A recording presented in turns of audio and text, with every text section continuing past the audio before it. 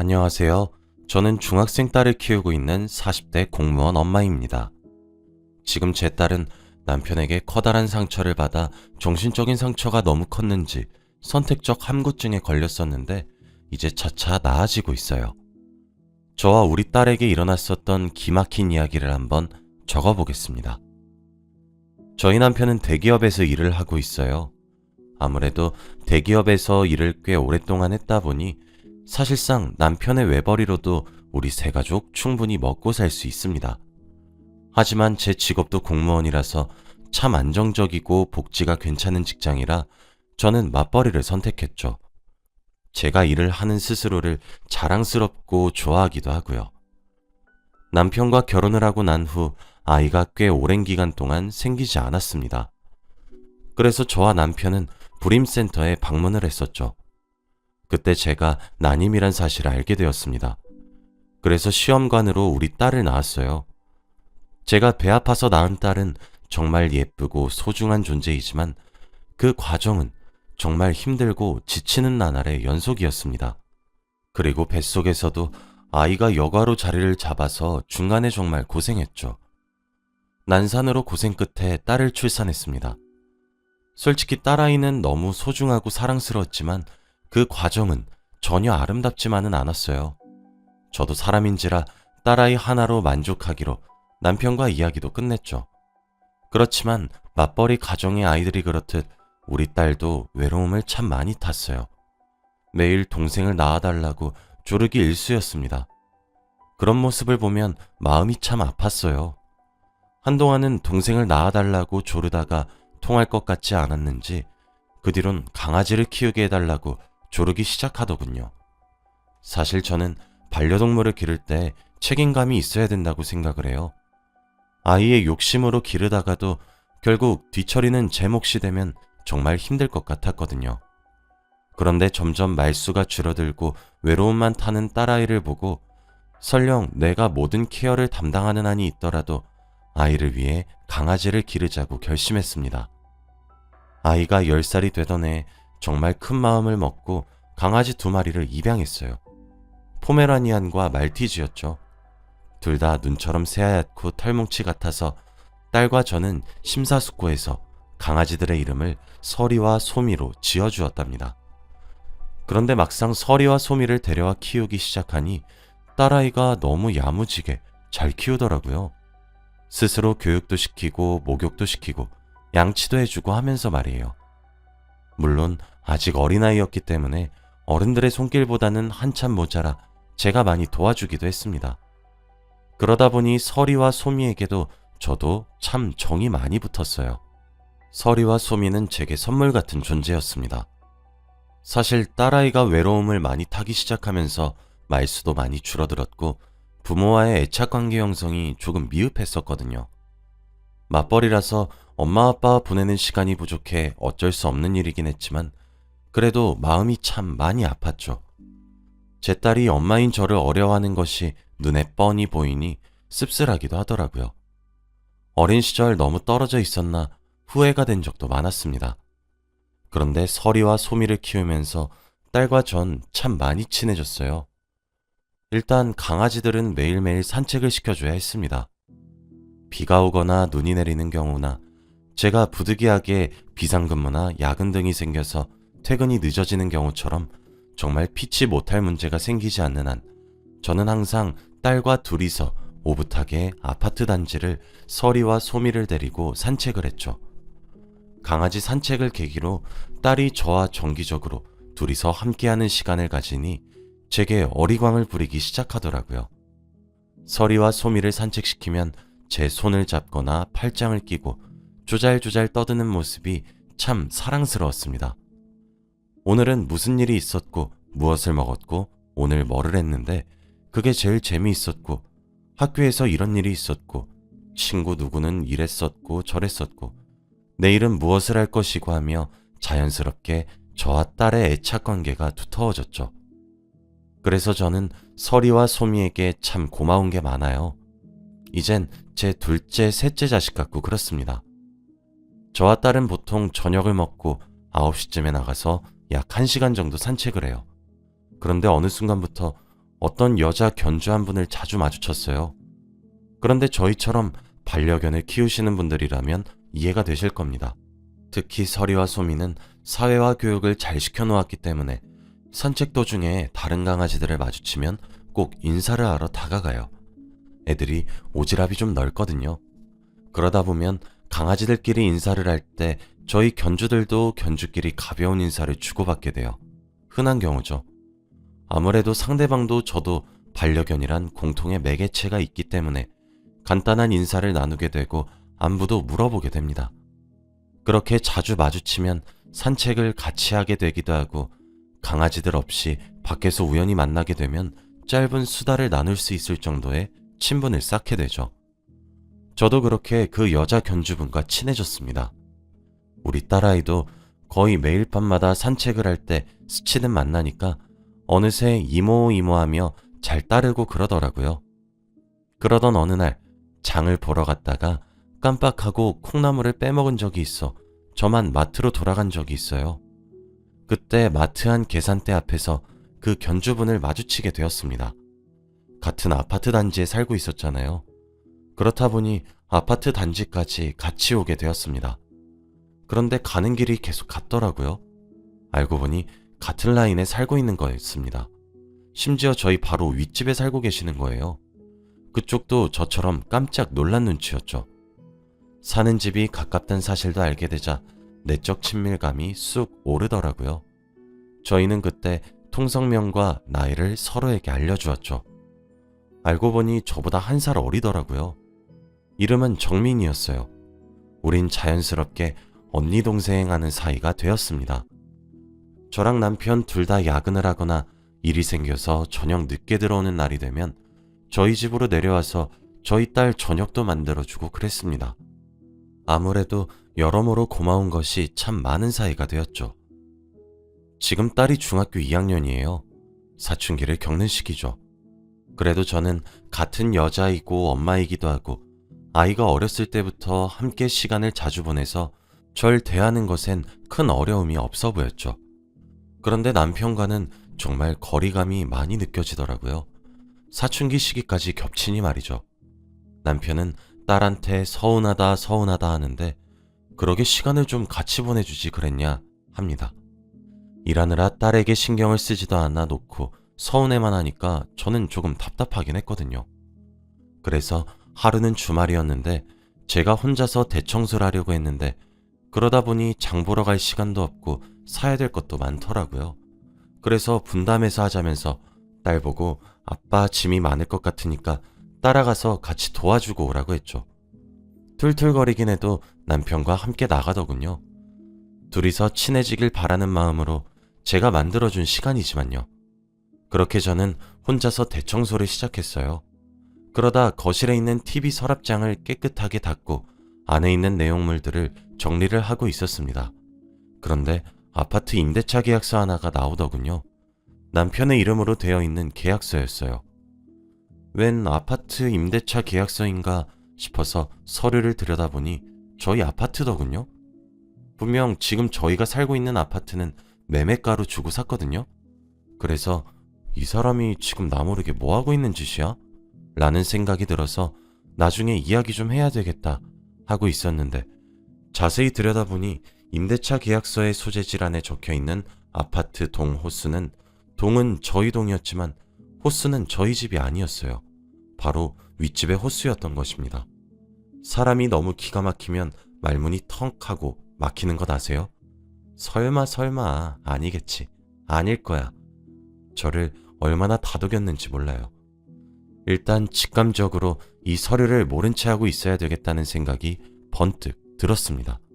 그래서 바로 딸아이 방에 있는 스캐너로 계약서를 한 부 복사한 뒤 제 가방 깊숙하게 넣어서 보관했고 원래 있었던 자리에 문서를 그대로 돌려놓았어요. 남편과 딸을 내보냈으니 집안의 대청소를 제대로 해놓아야 될 것 같아 묵묵히 청소를 마저 하기 시작했죠. 청소를 하면 할수록 바닥과 유리창은 밝아졌지만 제 머릿속은 정말 엉망이 되어갔습니다. 그날 집으로 돌아온 딸과 남편을 어떻게 반겼는지 어떻게 밥을 해먹었는지도 기억이 잘 안 나요. 다음날 월요일이 되어서 저는 평소처럼 출근을 했고 복사해둔 계약서는 회사 서랍으로 옮겨 보관했습니다. 저녁이 되었고 퇴근하자마자 불이 나게 집으로 향했어요. 그리고 딸과 함께 산책을 나가서 목이 빠져라 정민이를 마주치길 기다렸습니다. 아니나 다를까 저 뒤에서 언니 하며 정민이가 반갑게 제게 다가오더군요. 일단 임대차 계약서로 이미 정민이와 내 남편의 관계가 충분히 의심스럽긴 했으나 정말 정민이가 제게 친근함을 느껴서 이렇게 허물없이 대하는 것인지, 아니면 기만하기 위해서 이러는 것인지, 아니면 정말 정신세계가 특이한 사람이라서 그러는 건지, 아니면 정말 자기가 만나고 있는 남자의 와이프가 나란 사실을 모르고 있는 것인지 가늠이 되질 않았어요. 저는 딸아이에게 정민이 이모랑 할 얘기가 있으니까 정민이 이모네 강아지랑 서리와 소미를 데리고 놀다 오라고 했죠. 정민이를 자연스럽게 대하려고 정말 노력을 많이 했습니다. 저는 정민이에게 정민아, 우리 부부 동반으로 저녁이나 한 끼 같이 먹을래? 우리 남편도 소개시켜주고 싶네. 왜? 어차피 같은 아파트 살고 있는데 이왕 이렇게 된 거 이왕 이렇게 친해진 거 가족끼리 친해지면 좋잖아 라고 하며 너스레를 떨었죠. 정민이는 언니 저도 그러고야 싶죠. 근데 저 아직 결혼 안 했어요. 그러니 언니는 중학생 딸내미랑 오손도손 놀 때 나는 애가 없지. 결혼은 아직이고 남자친구랑 지내요 라고 하는 거예요.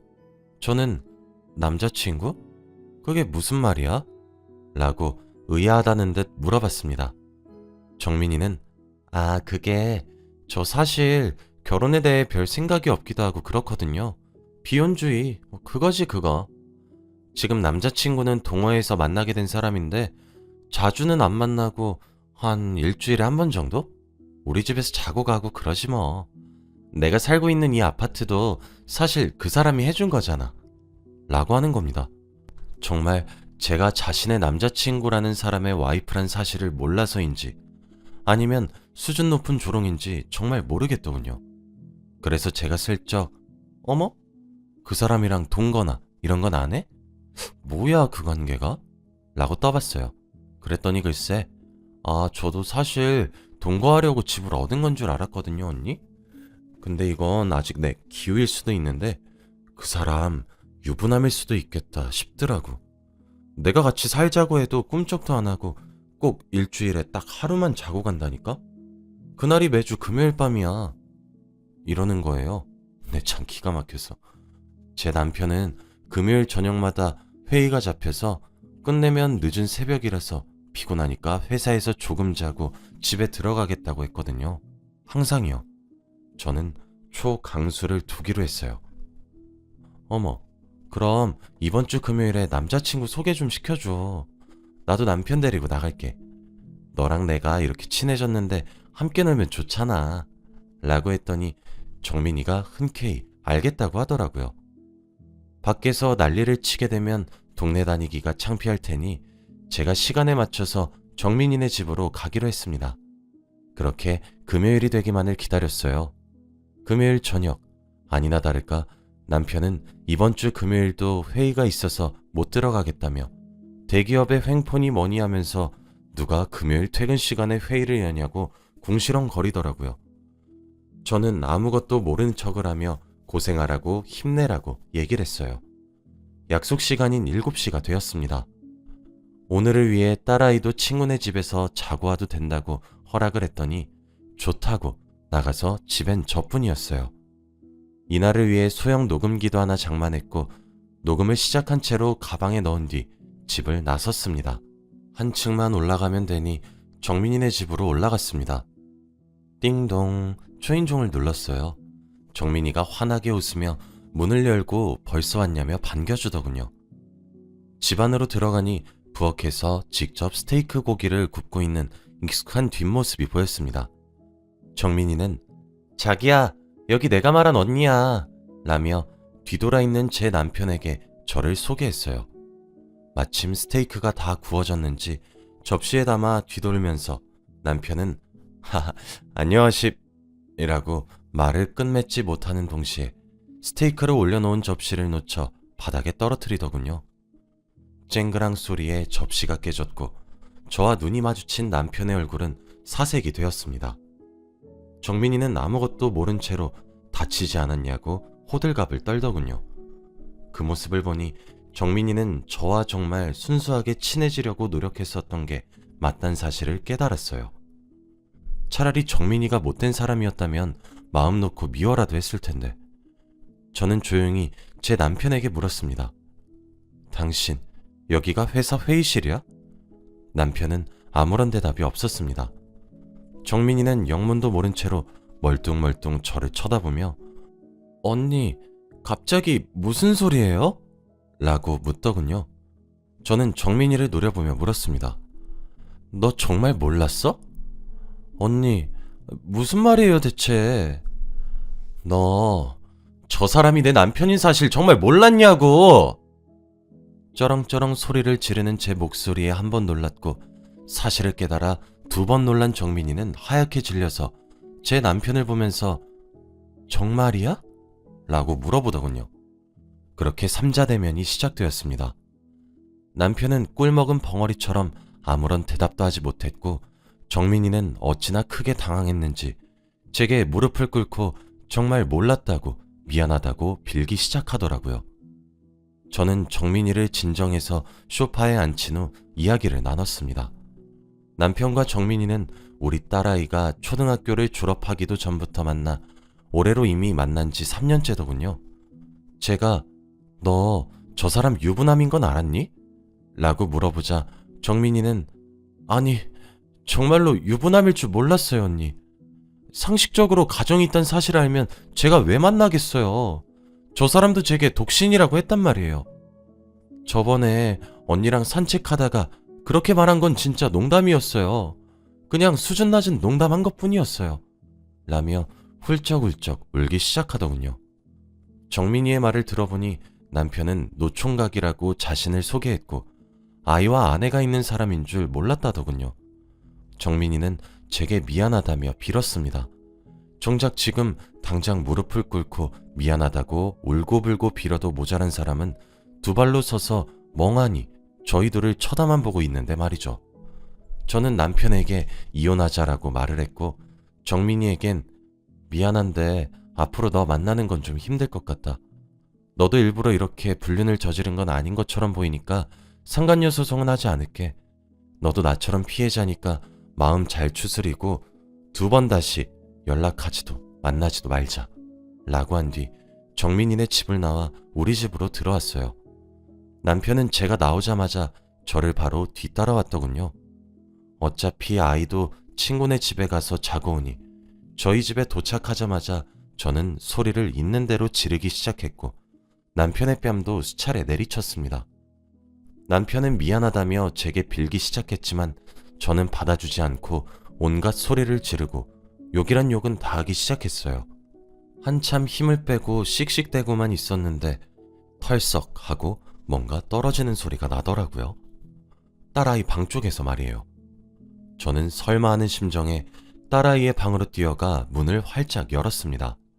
그곳엔 딸이 쓰러져 있더군요. 당장 남편에게 구급차를 부르라며 딸아이를 부르기 시작했어요. 병원에 실려간 딸아이는 외적으로는 상처가 없었어요. 저는 안도의 한숨을 내쉬었죠. 그런데 정신을 차린 딸아이는 말을 잃었더군요. 신경정신과에서 말하기를 심각한 정신적 충격을 받으면 말을 하지 않고 계속 침묵을 유지하는 모습이 가끔 나타나기도 하는데 그것을 선택적 함구증이라고 한다고 합니다. 딸아이는 저희 부부의 싸움 내용을 전부 다 들어버린 거였어요. 참담했습니다. 아이의 마음의 문이 닫혔다는 사실에 가슴이 아팠어요. 저는 남편에게 우리 아이를 망친 건 모두 다 너 때문이라고 폭언을 퍼붓고 이혼 서류에 도장을 찍으라고 화를 냈습니다. 남편은 끝까지 거부했죠. 딸에게 미안하다고 사과하고 제게도 미안하다고 사과했지만 우리 세 가족은 이제 돌이킬 수 없는 관계가 되어버린 것이었죠. 결국 저는 이혼 소송을 진행했고 당연한 결과로 저는 승소했어요. 아이의 양육권도 제가 가지게 되었고 위자료도 많이 받게 되었죠. 어차피 아이에게 좋은 영향을 끼치지도 않을 것 같은 집은 아예 이사를 감행했습니다. 다행스럽게도 아이는 저를 경멸하진 않았고 점차 안정적인 환경을 만들고 서리와 소미와 딸 그리고 저 이렇게 넷이서 편안한 환경을 만들어주려고 노력했습니다. 제 노력이 빛을 발하는지 점차 아이의 선택적 함구증은 차차 나아지고 있어요. 아마 아이에게 아빠란 사람의 기억은 최악이 될 것 같기도 하네요. 지금은 아예 아빠란 존재를 거부하고 있습니다. 면접 교섭권을 가지곤 있는데 아이가 만남 자체를 거부하니 저도 엄마로서 안타깝기도 하고 그렇네요. 이제 오직 딸과 저를 위해서만 살려고 노력 중입니다. 제가 항상 딸아이의 편이란 사실을 딸이 얼른 알아차려서 마음의 병이 치유되었으면 좋겠네요. 제 하소연을 들어주셔서 감사하고요. 다들 행복한 하루 되시길 바랍니다. 감사합니다.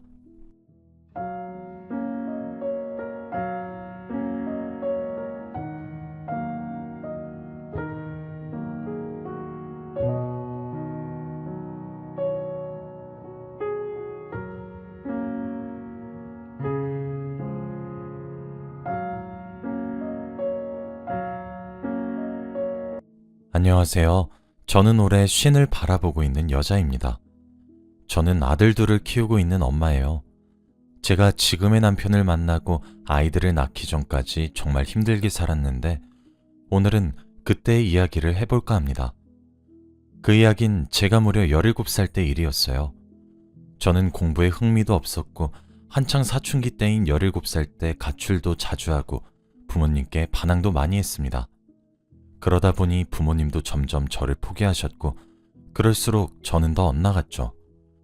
며칠 동안 집에 안 들어왔다가 다시 집만 챙기고 밖에 나간 건 기본이었고 하루 종일 친구들과 놀러 다녔습니다.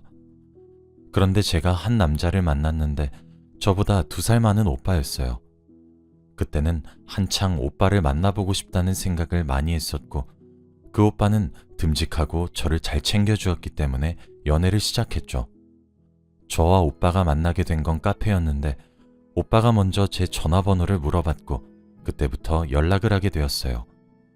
오빠의 학교는 저희 학교랑 많이 멀어서 평일에는 만날 수 없어서 늘 주말에만 만났는데 항상 저한테 맛있는 거랑 옷이랑 화장품을 사주곤 했고 제가 부담스럽다고 해도 오빠는 다 사주고 싶어서 사주는 거라며 제가 안 받으면 버린다고 했습니다. 제 친구들은 그런 남자친구를 사귀는 저를 보고 부러워했고 다들 오빠를 만나고 싶다고 노래를 부르더라고요. 제가 봐도 저희 오빠는 어디 내놔도 빠지지 않는 사람이었습니다. 저희는 오래 연애를 했고 오빠가 20살이 되어 학교를 졸업하자마자 저희는 동거를 시작했어요. 사실 그때 저는 18살이었고 철이 없었던 시기라서 동거라는 것이 두렵지 않았고 오빠와 하루 종일 붙어 있는 것이 좋다고 생각했던 것 같아요. 동거를 하면서 오빠는 대학교를 다니고 있었고 저는 고등학교를 다니고 있었죠. 부모님들도 이미 저를 버린 자식이라고 생각하셨는지 연락 한 통 없으셨고 저도 부모님을 찾아가지 않았습니다. 그리고 오빠와 저는 아르바이트를 하면서 생계를 유지하고 있었어요. 그런데 동거를 한 지 1년도 되지 않았을 때 엄청나게 충격적인 사실을 알게 되었는데 바로 제 남자친구의 충격적인 비밀이었습니다. 제가 우연히 남자친구 휴대폰이 2개인 것을 알아버렸거든요.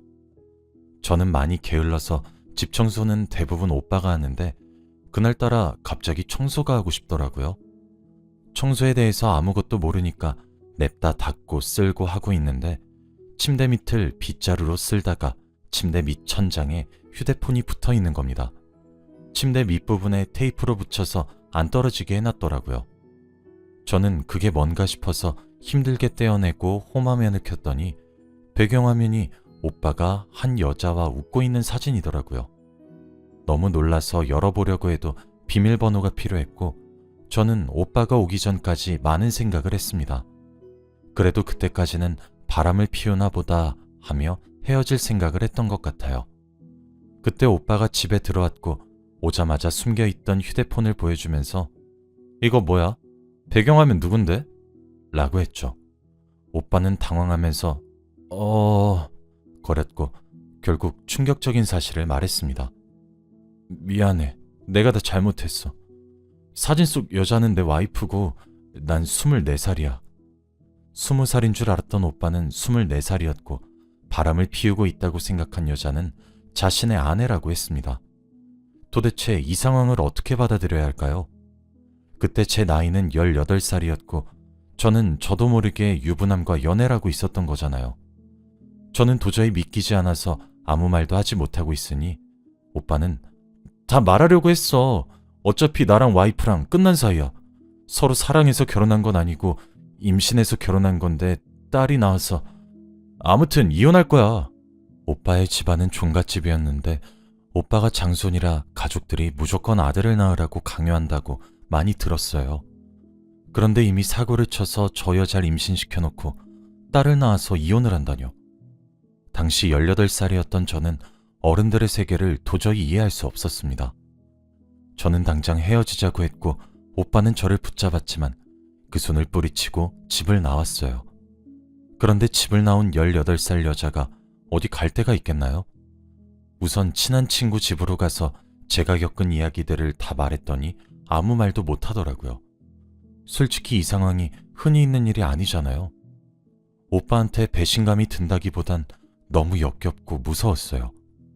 저는 친구 집에서 잠깐 신세를 지는 동안 오빠가 학교 가 있는 시간에 오빠의 자취방에 들러서 제 짐을 조금씩 챙기면서 왔습니다. 그렇게 오빠와의 관계는 끝이 나는가 싶었는데 제가 여자라면 한 달에 한 번 하는 마법을 하지 않아서 설마 하는 마음으로 테스트를 해보니 결과는 임신이 맞았습니다. 18살의 나이에 엄마가 되는 게 너무 무서워서 고민을 정말 많이 한 끝에 우선 아이 아빠인 오빠의 말은 들어봐야 할 것 같아서 자취방으로 가서 이야기를 나누기로 했어요. 오빠는 집에 들어오더니 앉아있는 저를 보고 놀라더라고요. 여긴 어쩐 일이야? 생각이 바뀐 거야? 나 임신했어. 오빠는 당황해하면서 제가 건넨 테스트기를 보았고 당장 지우라고 할 줄 알았던 오빠는 오히려 좋아하면서 낳자라고 하더라고요. 솔직히 이미 딸도 있는 아이 아빠가 왜 좋아하는지 이해가 되지 않았습니다. 오빠의 아내는 오빠가 밖에서 이러고 다니는 걸 알고 계실까요? 저는 그분에게 미안해서라도 아이는 저 혼자 꼭 키우고 싶었습니다. 오빠는 오빠 딸한테만 집중해. 이 아이 나 혼자서 키울 거야. 무슨 소리야. 내가 아빠인데. 너 아들 낳으면 우리 집에서 너 떠받들여 줄걸? 그리고 나 곧 이혼하니까 그 여자랑 남남이야. 저는 오빠의 말은 믿지 않았지만 어차피 저희 둘은 혼인신고도 되어 있지 않던 사이였고 그때 저는 혼자 임산부의 몸을 감당할 수 없었기에 오빠의 도움이 필요했어요. 우선 학교를 자퇴하고 오빠의 자취방에서 제대로 된 엄마가 되기 위해서 공부를 하기 시작했습니다. 그렇게 수개월 동안 오빠와 함께 아이에 대해 이야기를 하다가 아이를 낳았어요. 그런데 아들이 나왔습니다. 오빠는 아내를 버리고 자기가 밖에서 다른 여자와 아이를 낳은 것이 자랑인지 산부인과에 자기 부모님들을 데리고 오기 바빴죠. 그런데 오빠 부모님들은 아들이라고 좋아하시더라고요. 며느리가 버젓이 있는데 말입니다. 정말 그 집안은 알 수 없는 집안이었어요. 그런데 제가 바보 같았던 건가요? 이혼을 하겠다던 오빠는 절대 이혼을 하지 않았고 결국 그 여자한테로 돌아갔습니다. 그래도 그때까진 괜찮았어요. 왜냐하면 제 아이와 함께 있었으니까요. 그런데 더 놀라운 건 오빠 부모님들이 제 아들을 뺏어간 겁니다. 아직 갓난아기였는데 집안의 종손이라서 고등학교도 제대로 졸업 못하고 부모도 없는 저는 절대로 며느리로 못 삼는다고 하더라고요. 아이가 물건도 아니고 주고 말고가 어딨나요? 아기는 엄마 손에서 커야 하잖아요. 온 힘을 다해서 낳았는데 아이는 그 집에서 데려갔고 결국 한 번도 볼 수 없었어요. 오빠 부모님들은 아이가 엄마를 보면 아이가 심란해한다며 아예 만나는 것도 금지시켰습니다. 저는 울며 불며 무릎까지 꿇고는 제발 저희 아들만 주세요 라고 했지만 그들은 단칼에 거절을 했죠. 저는 아이를 보내고 한동안 죄책감에 시달리기 시작했습니다. 아이를 버린 것만 같은 기분이 들었고 혹여나 아이가 커서 저한테 해코지라도 하면 어쩌나 싶었거든요. 부모님에게 도움을 청하고 싶어도 이미 오래전부터 저와의 연을 다 끊으신 분들이라 찾아가기에는 너무 무서웠어요. 그리고 오빠도 나 몰라라 했고 오빠의 아내도 아무 말 없었습니다.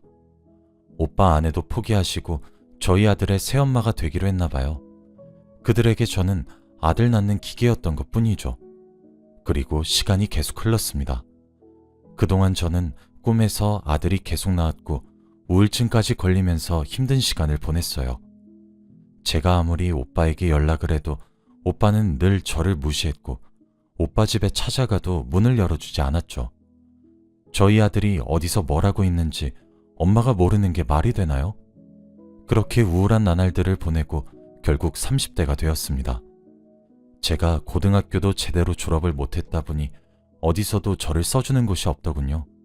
그래서 바로 검정고시를 준비했고 합격하자마자 공장에 들어갔어요. 거기서 한 남자를 만났는데 바로 지금의 남편입니다. 남편은 공장 사장님이었는데 제 사정이 딱한 걸 잘 알고 있어요. 아들을 낳았는데 아빠 쪽에서 가져갔다는 것도요. 그리고 저와 남편은 결혼을 했고 아들도 2명이나 낳았습니다. 남편은 과거가 이런저라도 좋다고 받아주었고 아들들은 전혀 모릅니다. 그리고 저도 어렸을 때 낳은 아들이 어떻게 살고 있는지 하나도 모르니까 점점 생각이 나지 않았고 세상에 제 아들은 지금 남편과 저 사이에서 낳은 아들 2명밖에 없었죠. 과거에 대한 상처는 치유해 가고 있었고 저도 어느덧 40대가 되었습니다. 저는 여전히 남편이 사장으로 있는 공장에서 일을 하고 있었고 아이들도 학교 생활을 열심히 하면서 평범한 가족으로 지내고 있었어요. 그런데 얼마 전부터 계속 똑같은 번호로 전화가 오더라고요. 요즘 보이스피싱이 너무 많기도 하고 아이들이 모르는 전화 함부로 받으면 안 된다고 말하길래 늘 받지 않고 있었습니다. 그 번호는 전화를 받지 않으면 문자로 전화해 주세요 라고 남겼고 그래도 전화를 하지 않으면 중요하게 할 말이 있다고 하더라고요. 저는 이 문자 내용들을 아이들에게 보내주면서 계속 이런 문자가 오는데 어떻게 해야 하냐고 물으니 첫째 아들이 엄마, 내가 전화해볼게 라고 하더군요. 그래서 제 휴대폰으로 문자가 온 사람한테 전화를 걸었습니다.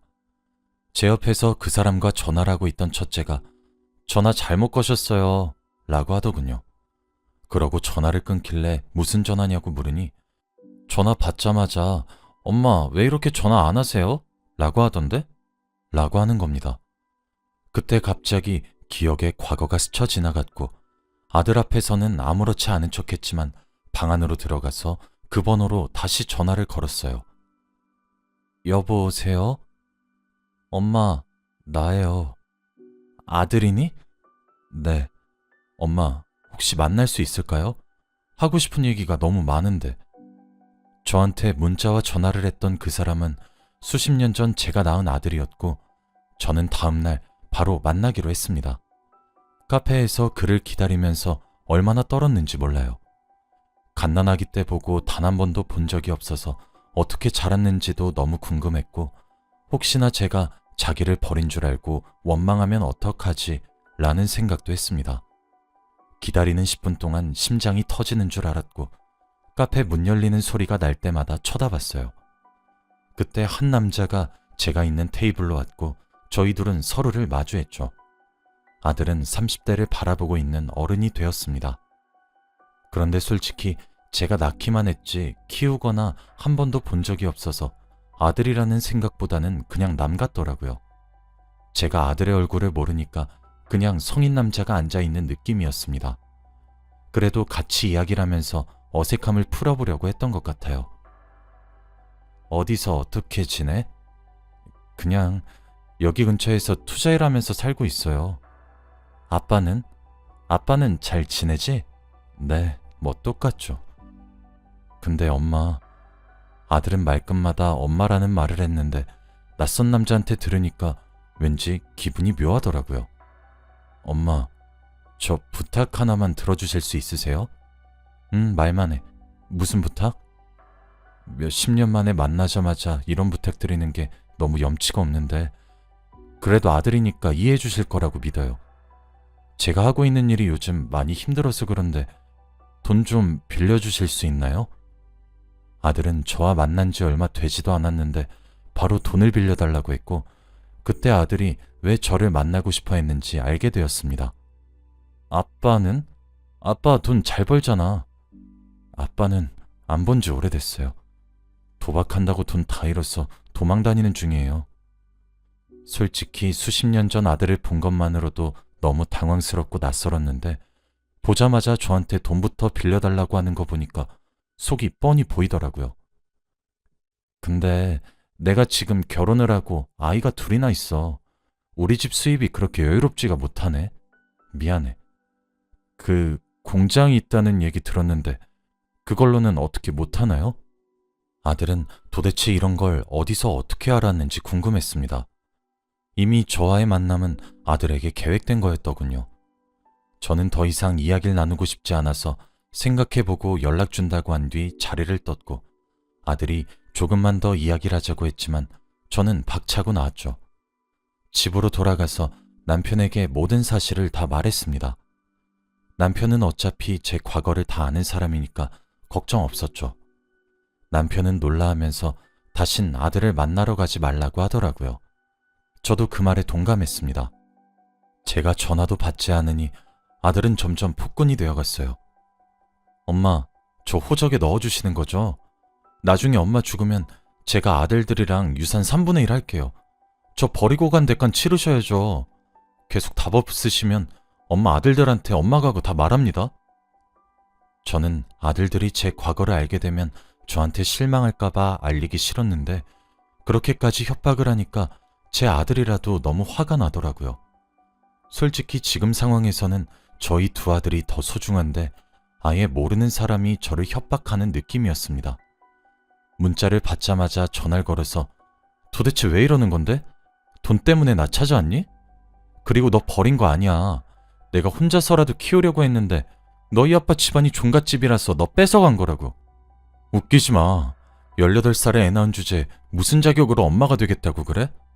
엄마는 나 버리고 사장 부인 돼서 가족도 생기고 좋겠지만 난 이 집에 들어오고 나서부터 지옥이 시작됐다고. 엄마가 이 집에서 며느리가 되기 싫으니까 나 버린 거잖아. 이미 오해를 해버린 아들을 어떻게 되돌릴 수 있나요? 그냥 포기하고 전화를 끊었는데 그게 아들에게는 자극이 되었나 봐요. 며칠 뒤 저희 집에 고소장이 날라왔습니다. 결국 저를 고소했더라고요. 어떻게든 제 호적으로 들어와서 재산을 상속받으려고 했습니다. 그런데 그 고소장을 바로 저희 첫째 아들이 봐버렸어요. 보자마자 엄마, 이게 뭐야? 숨기지 말고 다 말해줘. 라고 말을 했고, 저는 울면서 과거의 일들을 모두 아들에게 말했죠. 실망하고 저를 더러운 여자로 취급할 줄 알았던 아들은 제가 말이 끝나자마자 저를 안아주면서 그동안 고생 많았어 엄마. 나한테 맡겨. 라고 해주더라고요. 아들은 사법고시를 준비하고 있던 사람이라 이런 내용에 대해서 저보다 더 잘 알았어요. 그래서 변호사와 충분한 상담 끝에 알게 된 사실은 이런 제안은 법적으로 말도 안 된다고 하더라고요. 분명 제가 법적으로 지식이 없을 거라고 생각해서 얕잡아 보는 거라고 했습니다. 그래서 다행히도 저는 아들을 호적에 올리지 않을 수 있었어요. 저희 가족들에게 제 과거가 알려진 게 조금 창피하긴 했지만 그래도 좋은 사람들이라 저의 상처를 보듬어 주어서 너무 기뻤습니다. 지금은 시간이 많이 흘렀고 그 뒤로 아들에게 연락이 몇 번 왔지만 저는 답장을 아예 하지 않은 채로 결국 차단을 했습니다. 오히려 그런 협박 문자를 보낼수록 저한테 증거가 남는데 그게 더 자기한테 악영향이 될 수도 있다는 것을 모르나 봐요. 가끔씩 아들을 만났던 카페를 지나갈 때 그때 일이 생각나지만 좋지 않은 기억이니 금방 잊으려고 합니다. 제가 그동안 아이들을 데리고 오지 못한 게 한이 되었는데 저를 보자마자 돈을 빌려달라고 하는 모습을 보고 그 한이 싹 다 사라진 것 같아요. 저희 가족은 제 비밀을 다 알고 나서 사이가 더 돈독해진 것 같고요. 오히려 꽁꽁 숨겨두었던 비밀이 드러나니까 속이 후련한 거 있죠? 여러분들도 혹시 저와 같은 상황에 처해져 있다면 자신감을 가지시길 바랍니다. 제 이야기는 여기까지이고 들어주셔서 감사해요.